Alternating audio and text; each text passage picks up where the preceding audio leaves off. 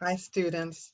Today is going to be one of our first sessions on legal writing. Specifically, we're going to talk about roadmaps.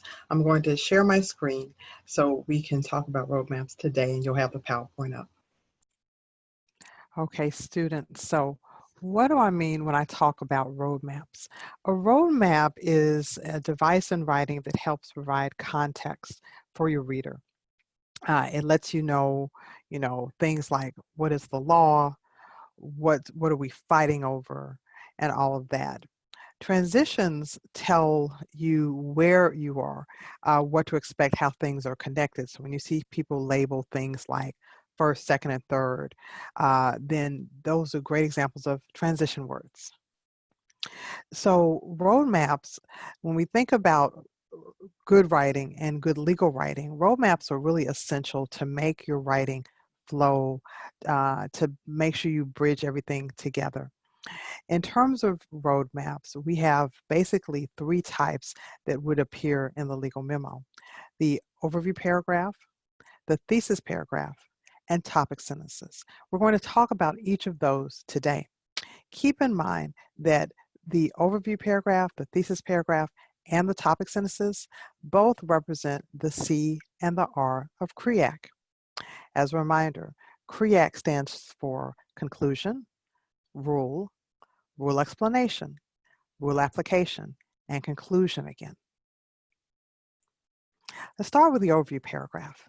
The overview paragraph truly sets the stage to try to discuss the issues. It gives a broad roadmap of the law, and it just lets the reader know, what are we arguing about? Why are we here? So if you think about providing context for the reader, one bit of information that'd be really important would be to tell them, what is the law? And by telling them what is the law, you're not talking about every single bitty case that's out there. You're just giving them, as the paragraph suggests, an overview of the law. So by giving them an overview of the law, you are getting an opportunity to not only state your conclusion, but to outline the law and break down the law into its essential components. You should have already listened to my lecture on elements. Remember, elements are requirements in order to have a cause of action. So your overview paragraph is one of the first places you would actually list what the elements are for the cause of action. So it starts off with your conclusion. And since we focus on CREAC, the very first sentence should not be in a very sophomoric high school fashion. This memo is going to be about. Instead, it should just state your conclusion. The plaintiff will likely not prevail on her cause of action for intentional infliction of emotional distress.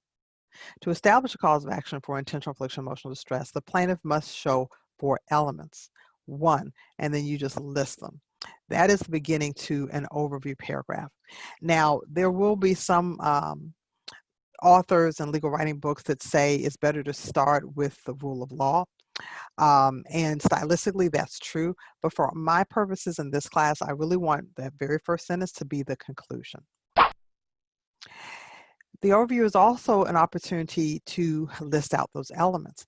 In listing out the elements, you're also giving that roadmap by letting the reader know which elements are we fighting over and which elements are we not fighting over. In other words, what's in dispute and what's not in dispute. So, just as a recap, you're going to state your global conclusion, go through the broad rule or statute, let the reader know what the elements are, identify any elements that are not in dispute or non-issues, and then at the end, the last thing you're going to do is identify what's actually in dispute. Which elements or legal issues are we fighting over? So we're going to give it a try offline. I'm going to post something, an assignment for you to do. So for now, let's just keep going.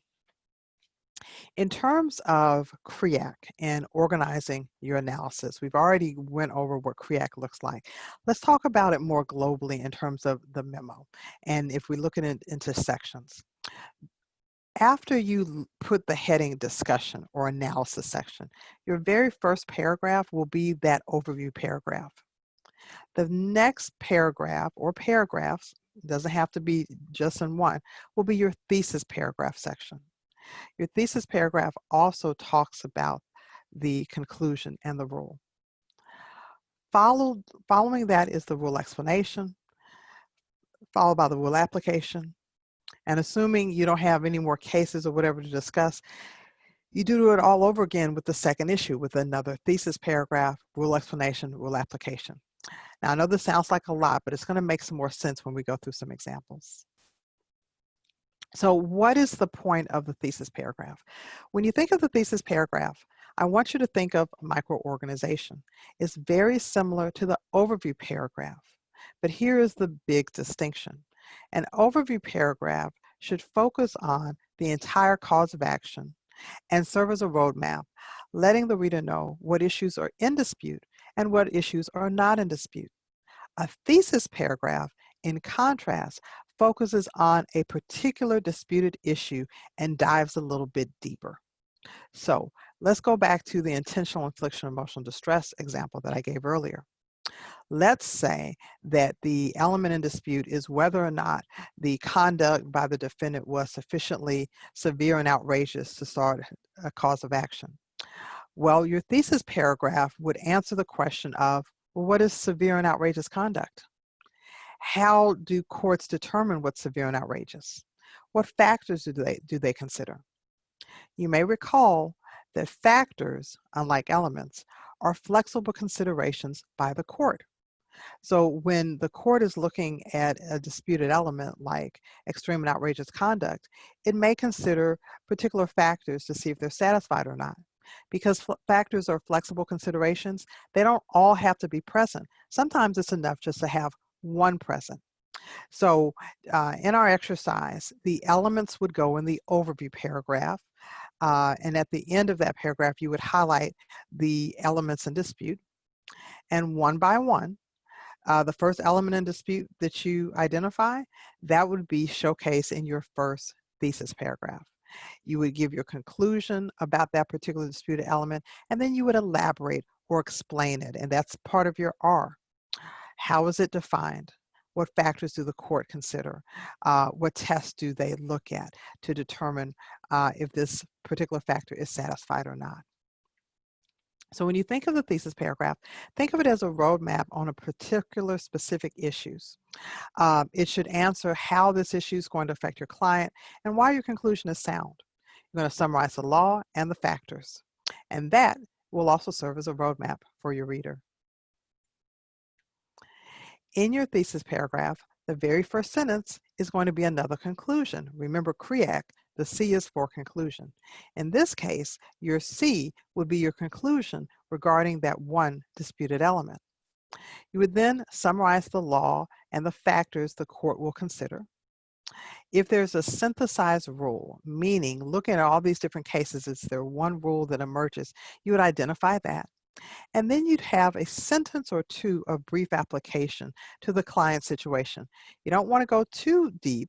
Think of it instead as a movie coming attractions where you're just trying to give your reader just a little bit of a taste of what's coming and why this particular element is going to be satisfied or not. So to really do well with the thesis paragraph, it helps to think deeper about writing. I actually suggest that students consider drafting this section last. Why would I say that? Because many of you want to just write it in order. I say to draft the thesis paragraph last because in many ways, this is your education paragraph. You can't explain the law and educate someone about the law if you don't understand it yourself first. Oftentimes, writing is analysis. You may not fully understand the law until you've done going through a process of analysis and have a few drafts. And so when you think about that thesis paragraph, which is so crucial to kind of gluing your analysis together, you want to make sure you know what you're talking about and you're not just trying to cobble the law together and you're still trying to figure it out, which is why I think you should really consider thinking about drafting that thesis paragraph last.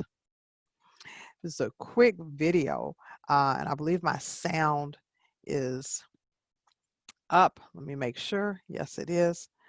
To hear Justice Anderson.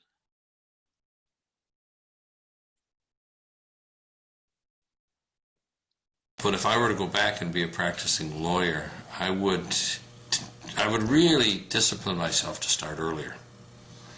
I mean, a self-imposed deadline, because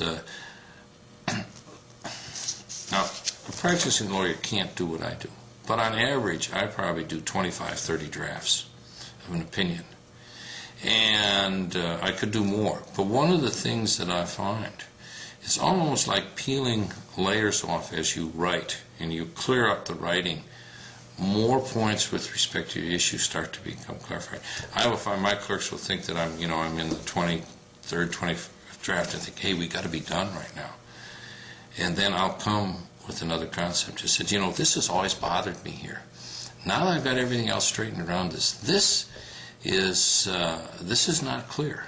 And the reason it's not clear is we haven't figured out exactly what we want to say. And now, most writers of briefs aren't going to have that amount of time to do that. But if you start early enough and then give yourself a chance to step back and then readdress it again, I think that the writing would clear up a bit. I mean, so often, I was a practitioner of that when I was a lawyer, is that I drove too close to the deadline, and then I didn't have time to, sometimes even to get some of the noise out, and that results in a very distracting brief. Okay, I think he's absolutely right. It is almost like peeling an onion. And it is very common for students to think they have reached a conclusion, and by the time they do their analysis, they've changed their minds, because writing is thinking, writing is analysis, which is why you may want to wait before drafting that thesis paragraph. The final type of roadmap would be topic sentences. You may already be familiar with topic sentences. Some people call them thesis sentences. And just like it was described in your English class back in the day, the goal is to say something about what the paragraph is going to entail, right? What's the topic or the thesis in this big paragraph? This is a great way to transition to new paragraphs. It's particularly important for the rule explanation section. That's what I mean when I say prior to the E, prior to the rule explanation section of your paper. Recall that the rule explanation section or paragraphs is where you talk about precedent, the facts, holding, and reasoning of precedent. So there's an opportunity to just kind of introduce the issue. So what kinds of issues should the topic sentence address? Well, let's just start with the rule explanation. You're about to talk about precedent. Let's say it's the Brown case. I'll just make up a case. The first thing you want to do is let the reader know, why are you using that particular case? You certainly don't want to put the reader in a situation where they're just in the middle of facts and they don't know why. Readers, just like students, appreciate context. So a topic sentence will provide that context, and it will let the reader know, what is the primary principle you're using this case to illustrate? What's the big point? And if you can tell me the point ahead of time, then as I read about the facts, the holding, and the reason and the reasoning of the case, I can be focused in on that point. So it's a very important roadmap because it gives the main point of the paragraph. Here's some examples. Didn't realize how loud that was. In Moss v. State, exigent circumstances compelled officers to arrive at Moss's home in a heightened display of force out of fear that evidence of illegal drugs may be destroyed. Okay. Officers having their weapons drawn would be one factor courts consider when determining whether a suspect freely and voluntarily provided consent in Moss v. State. Let's look at the difference between those two examples. In the first example, the reader just threw us into the middle of the case and we don't know why we're there. And the second, they started off with a topic sentence that lets us know this case is going to illustrate the factor of weapons drawn and voluntariness. Now, before I read anything else, I already know what the main point is that you're trying to get out of this case. And that's also going to set you up well for your analysis when you put it all together. All right, so that is our very quick clip on roadmaps. I'll be posting a small assignment so we can try to show off what we've learned today. I look forward to seeing you in class.